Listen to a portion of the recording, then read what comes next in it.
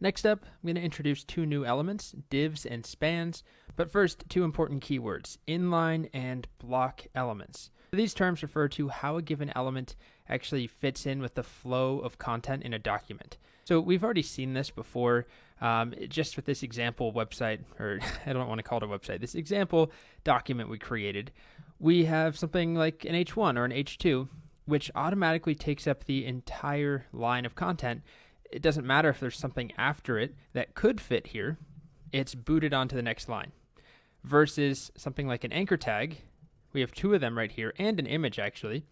They share that space. This anchor tag is not forced onto its own line, this one's not. They are happy to coexist together. So we have two different types of elements here. We have block level elements, like a H1 or H2, all the heading elements. Also a paragraph is another example of what we've seen so far, where if we added a paragraph anywhere, let's just do it up top though to start. Let's do an anchor tag. I'm just going to type some gibberish in here. Let's do two anchor tags. I'm going to delete this anyway.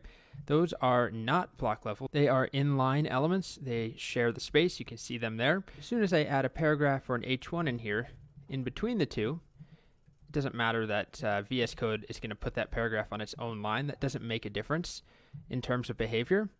Now you can see what happens. We have our first anchor tag, then we have this paragraph, and this paragraph wants to exist on its own line, its own block.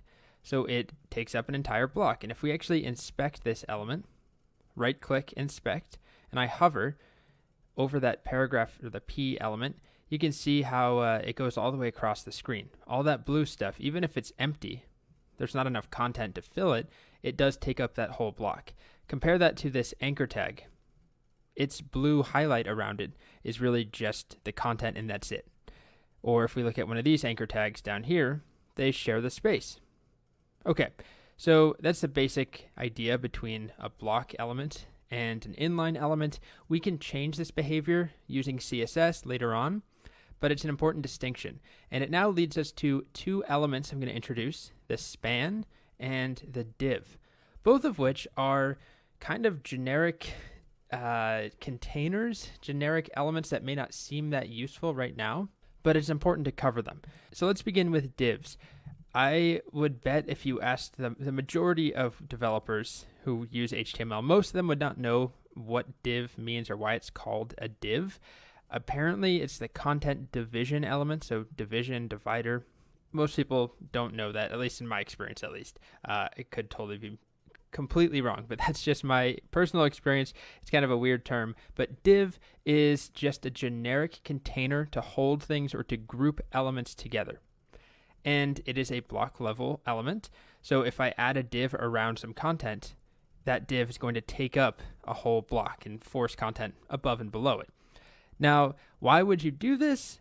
Right now, we don't really have a good reason to do it. But once we get to CSS, we can use divs as a way to group content together. You can see this example right here.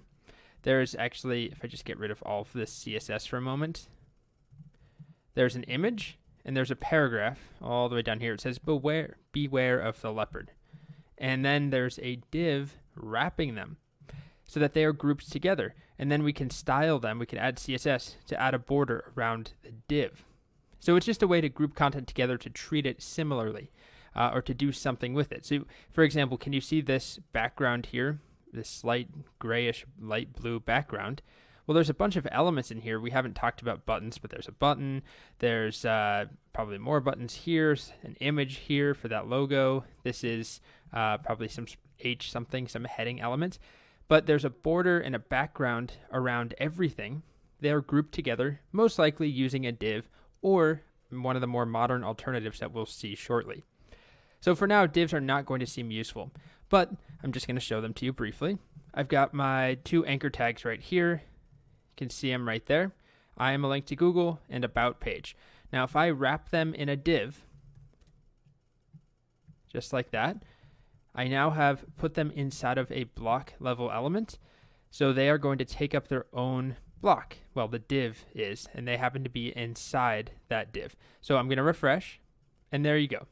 So if we inspect now, you'll see that right here I've still got my two anchor tags. They are still just inline elements. They take up the minimum amount of space they need, but the div that I'm highlighting right now goes all the way across. It takes up a full block.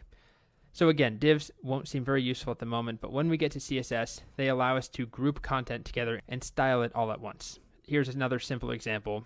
We've got an image and then some sort of description, a paragraph, and then a button here. And then there's a border around all of that. So there's not just a border around the image or a border around this or a border around the this other image or the button or whatever this is. It's around everything. So they're grouped in some sort of container. Same thing over here or this right here.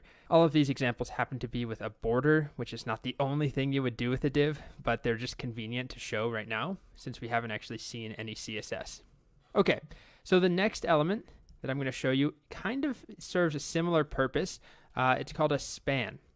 And the span is another generic container, but it is an inline element. So we would wrap this around any sort of text or content that we want to single out later on to style with CSS or to do something with, and it's just a generic element. So here, using CSS, all the ingredients, it looks like basil, pine nuts, garlic. Ooh, sounds like pesto. I love pesto. Basil, pine nuts, garlic, and olive oil are red. So there's not a red element that we could use, and we don't want to make them bold, so we're not going to use like a B element or something like that. A span is just a generic element that we can wrap around, in this case, each ingredient. So there's a bunch of spans, and then using CSS, we can add some styles to those spans. So again, we're not doing that now. We will eventually. It's pretty soon, honestly. But that's the point of a span. So same idea as a div, except for that main big difference. A span is inline. So it does not take up its own block of content. It's just a way to call something out so we could style it differently. So here's an example. I'm on Reddit, the chickens subreddit. And if you notice, some of these titles have these tags. Roasted chicken, and then it says media here.